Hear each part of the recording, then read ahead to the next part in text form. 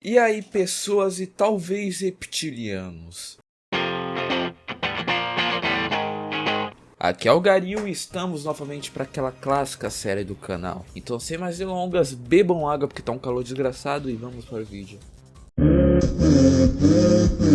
Ryze por agora decide agir por conta própria, contrariando Ui, que recusou seu pedido de se disfarçar de Ghouls, dizendo que isso vai contra a dignidade de um investigador. Mas essa resposta meio que foi motivada pelo Ui não gostar e nem confiar muito no Sasaki e das suas promoções recentes, já que quando os dois eram do Esquadrão Arima, Sasaki de vez em quando enlouquecia, criando em Ui um certo receio. E então vai levar os Kinkex para fazerem uma máscara na loja do Uta. Só que quando eles saíram do quartel da CCG, eles são surpreendidos por uma pessoa muito magra e de cadeiras de roda correndo na direção de Sasaki. Mas logo seu cuidador retira ele dali. E claramente este louco anêmico era o Tsukiyama, que achava que o Kaneki iria reconhecer até mesmo sem memórias. Mas claro, não ocorreu. E lá na loja, Uta faz uma espécie de entrevista com eles, como ele fez no começo do mangá com o Kaneki, para ter inspiração para criar suas máscaras. E Mutsuki achou sua voz bem familiar. Mais tarde no mesmo dia, o Uta, tomando um cafezinho lá na Rie, fala que virou amigo do Sasaki. Por ser aquele que deu o golpe que capturou um Ghoul, Kijima ficou responsável por interrogar, e por causa da lealdade desse mesmo Ghoul, não falava nada, obrigando Kishima a tomar uma medida drástica, postando no site da CCG um vídeo dando um recado aos Roses, que já que esse Ghoul não falava nada, então ele não precisava de sua língua, cortando ela e dizendo que a cada dia que se passasse ia retirar um pedaço do capturado. E numa atitude que demonstra que ele não tem o menor apreço pela sua vida, principalmente por causa da sua aparência, ele os desafia a achá-lo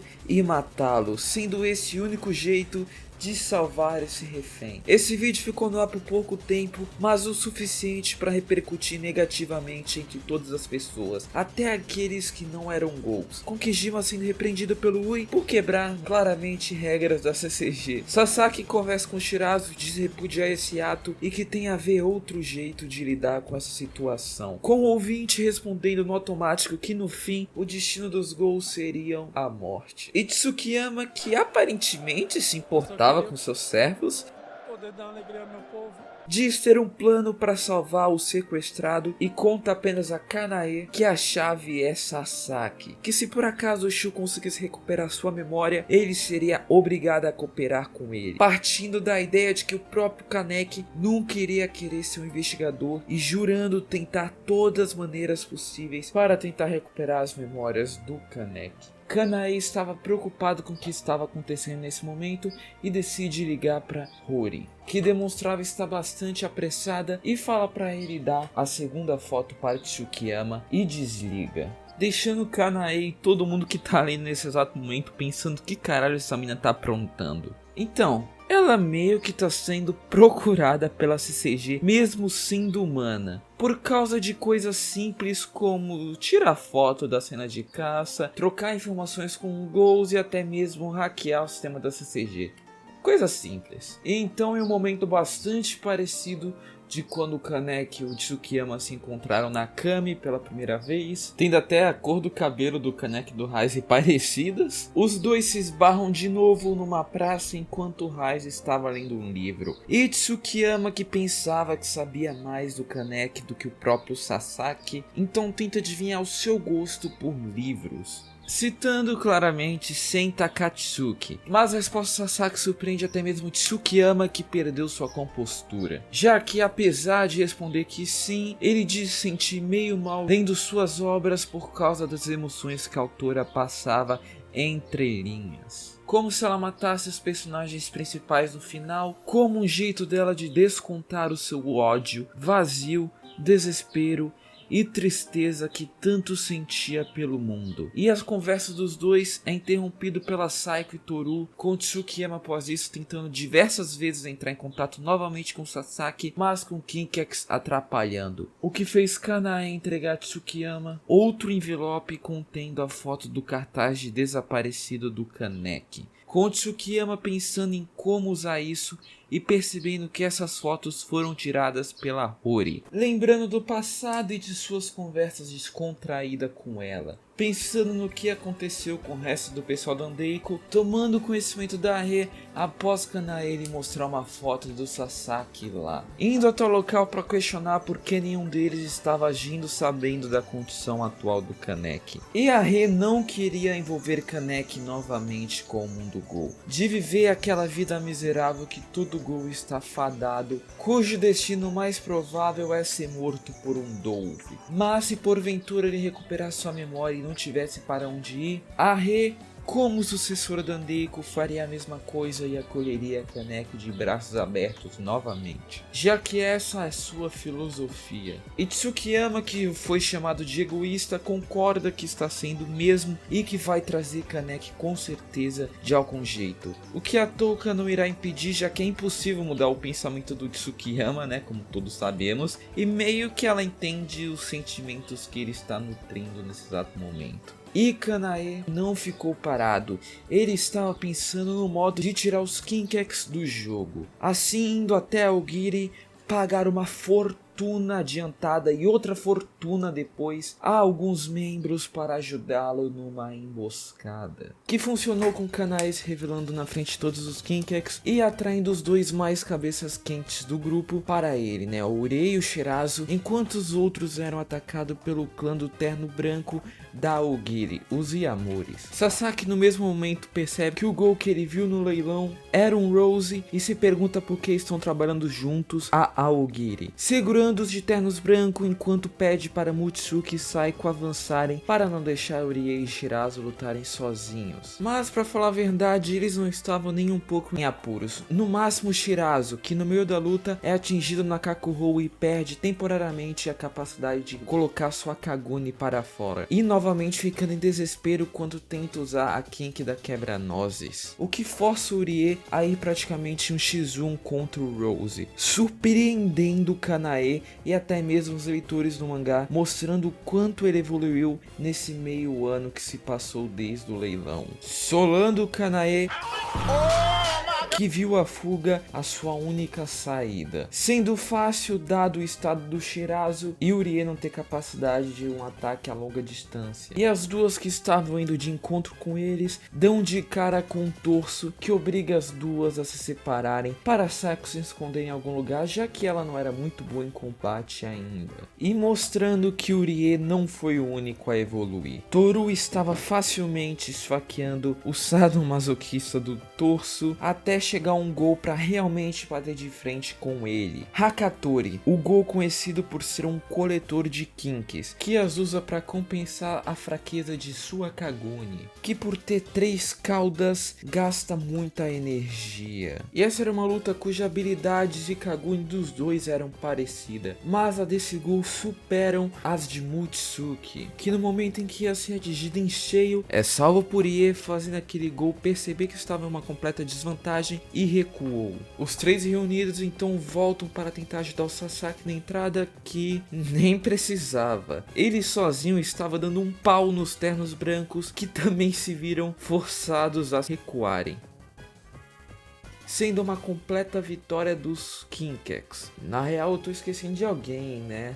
Sim, os Kinkex também perceberam na hora que estavam se esquecendo da Saiko, que após se separar de Mutsuki, estava escondida nos fundos daquele prédio até ser achada por esse Gol chamado Shikorai, que não estava nos planos da Aogiri nessa emboscada, mas ele seguiu o carro deles. A Saiko estava completamente apavorada, o que fez esse Gol praticamente brincar com sua presa, mas ela é salva por um homem encapuzado, que jogou aquele Gol longe e sumiu dali num piscar de olhos.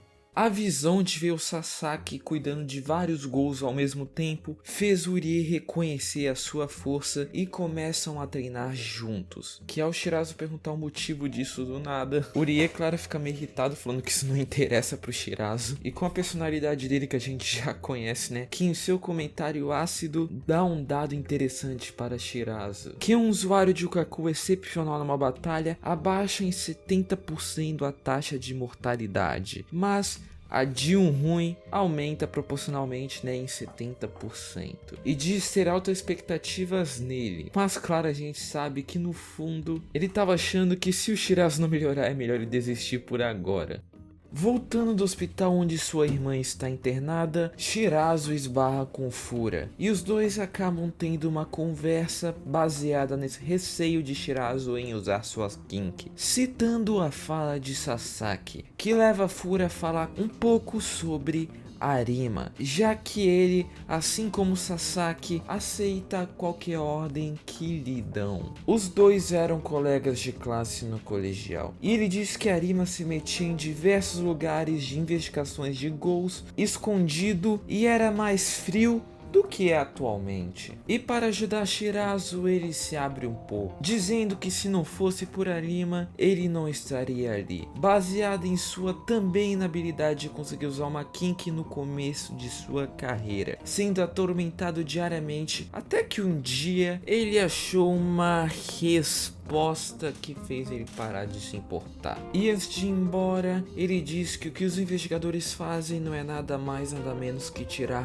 vidas, e aqueles que possuem sentimentos negativos sobre suas ações são mais mentalmente saudáveis do que aqueles que não sentem nada. Então Shirazu decidiu que ele ia mudar, começando pedindo um cigarro pro Fura.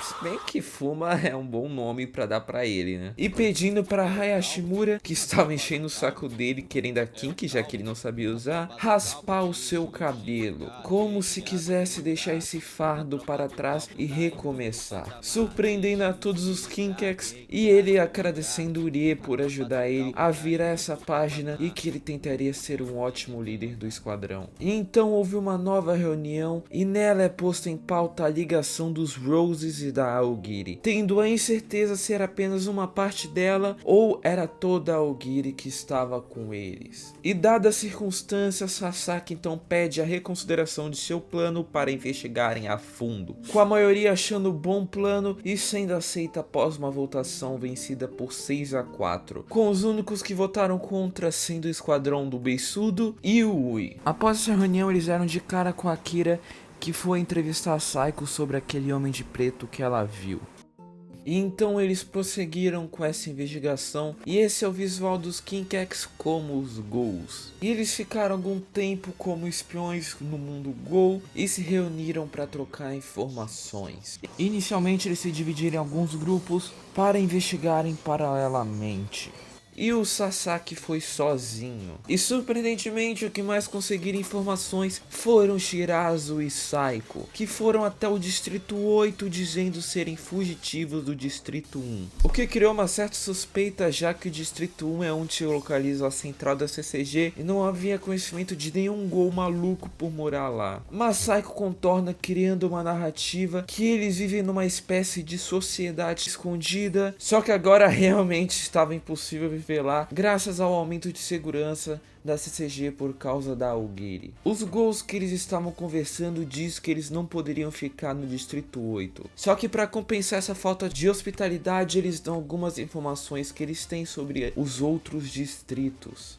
O segundo grupo foi até o distrito onde ocorreu a emboscada do Kishima aos Roses. E por causa disso, os ghouls nesse distrito estavam mais cautelosos, fazendo nenhum ghoul interagirem com eles. E Sasaki deixa claro que é melhor deixar os ghouls escaparem por agora, já que eles têm que agir como um e fazer alguma coisa sobre os ghouls que fugirem deles iria ser no mínimo muito suspeito, e que isso vai ser por um bem maior. E Saiko demonstra ter no mínimo simpatizado um pouco com os ghouls que interagiram com ele, já que foram bem tratados. Agora o Sasaki, né, vocês já perceberam a máscara que ele está usando, e claramente ele evitou falar sobre sua investigação, já que ele não conseguiu absolutamente nada, já que todos que viam essa máscara se espantavam ao ver o famoso ghoul de tapa-olho, o que aguçou sua curiosidade, levando ele a pesquisar mais sobre nos arquivos da CCG, não achando nada sobre, exceto no rascunho de um relatório e na inacabado de um investigador do 20º distrito, lendo tudo na perspectiva desse investigador e tendo diversos vislumbres de flashback a cada coisa que lia, até ver que esse relatório pertencia a Kotaro Amon, fazendo aquele canequezinho na cabeça dele ficar se culpando e em desespero achando que havia matado Kotaro, sendo interrompido por Kuroyui, que achou estranho aquilo, mas ignorou. E claro que não ficou só por isso, e ele foi buscar mais informações, perguntando sobre Kotaro para um analista da CCG, buscar algum banco de dados que conta sobre esse investigador, que conta informações básicas sobre ele, mas a causa de sua morte estava oculta para usuários comuns como esse analista. Agora, voltando um pouquinho no tempo, após aquela emboscada, Kanae saiu bastante machucado, sendo seguido por Eto. E ele percebe o quão perigoso é aquela figura e seu cheiro estranho. E ela, com seu jeito sarcástico, diz que se ele acertar o que ela é e por que ela está ali, ele ganha uma maçã. E ele, já irritado por tudo que aconteceu, decide atacar ela, mas toma simplesmente um puta de um ataque, revelando a Kagune da Eto em sua forma normal. Uma Kagune no mínimo assustadora, que pode até mesmo falar. Oh my God! Que merda de Kagune é essa? E mesmo com ela explicando que a qualidade e quantidade de células RC influenciam no tamanho, unidos com a criatividade do usuário, formam a forma da Kagune, eu fico me perguntando, que criatividade é essa? E ela foi ali exclusivamente para perturbar a cabeça do Kanae para fazer alguma coisa com ele. Já começando largando do nada um pensamento, porque Deus botou uma maçã proibida no jardim do Éder e deu ênfase para não comê-la, praticamente um convite para eles comerem, dada a natureza curiosa do ser humano e a psicologia reversa, dizendo que se Deus existir, ele é como se fosse uma criança com uma quantidade absurda de poder, já que há diversos problemas do mundo, e faz paralelo com que barulho. O que é isso? Ela que tá dizendo. Tô nem aí.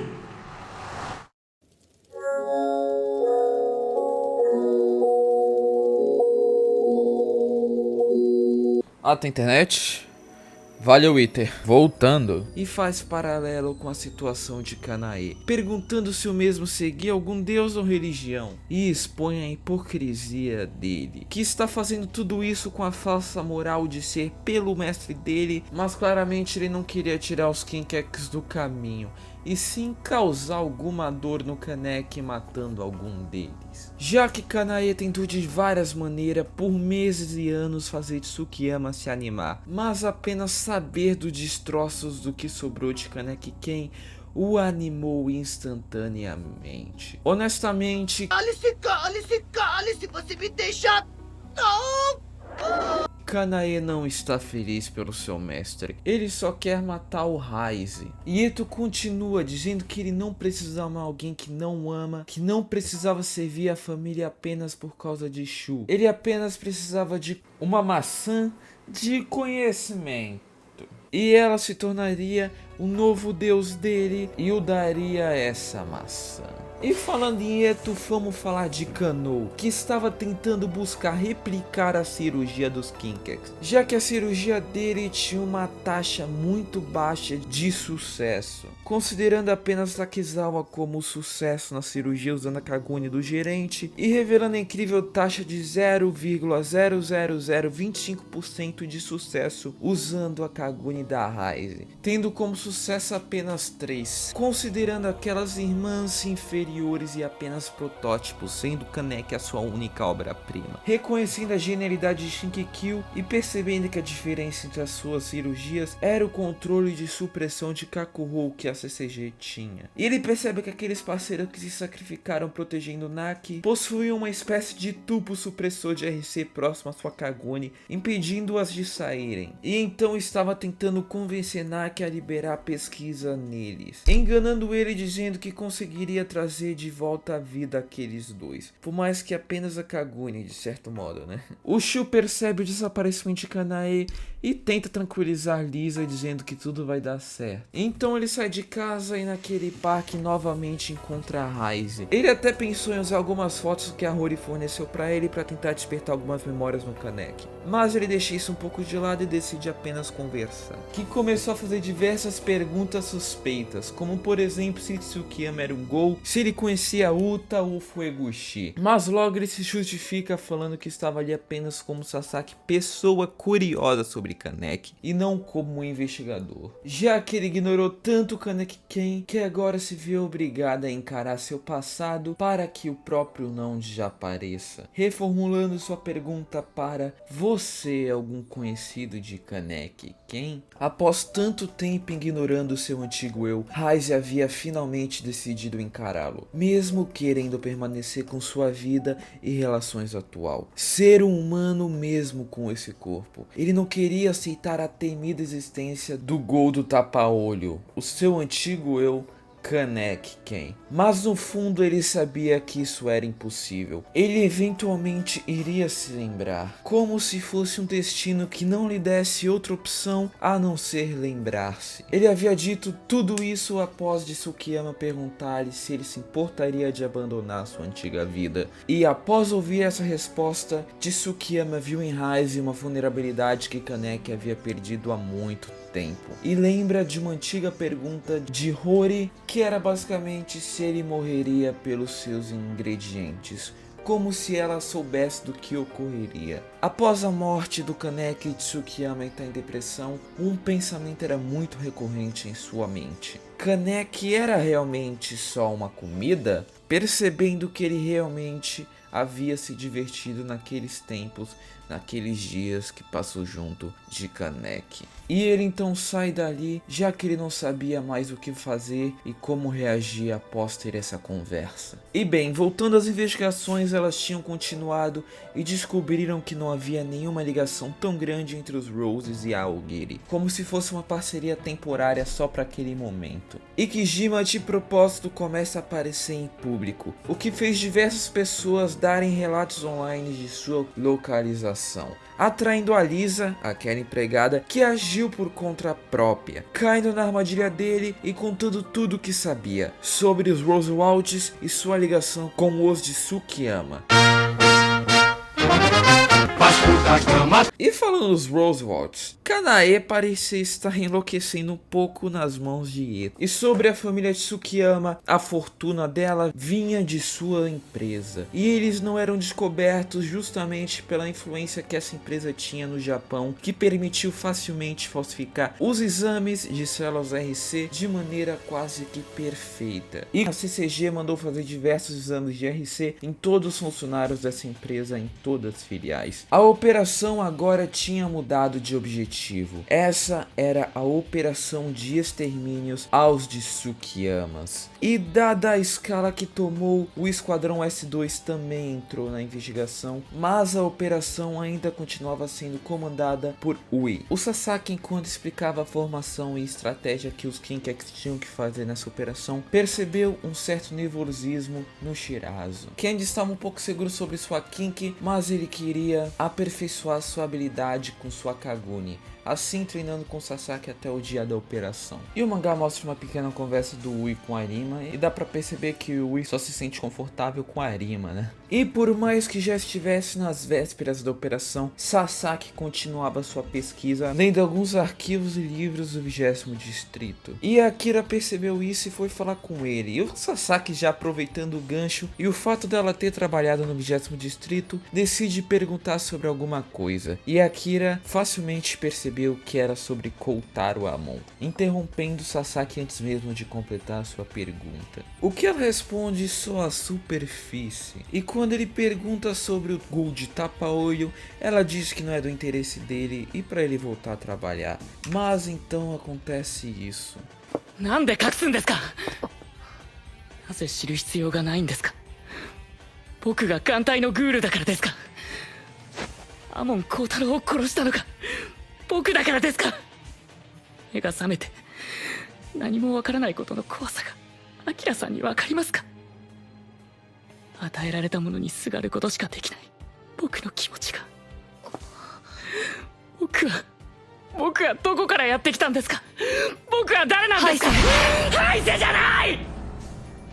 E ao ouvir tudo isso, ela se lembra de quando foi designada para ser a mentora de Heise, que era um investigador introvertido e empático, mas com potencial imenso de aprendizado e que ansiava por algum tipo de figura materna, sendo escolhida para tentar preencher esse vazio dele. E então...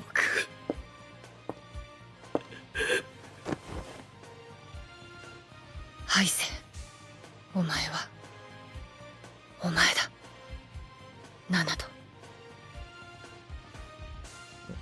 Então, Mirumo dá um café a Tsukiyama que continha um sonífero e dá a Matsumae a missão de cuidá-lo, pois a operação do CCG estava começando.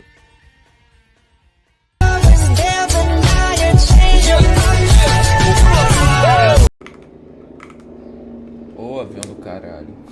Acabou, acabou, acabou.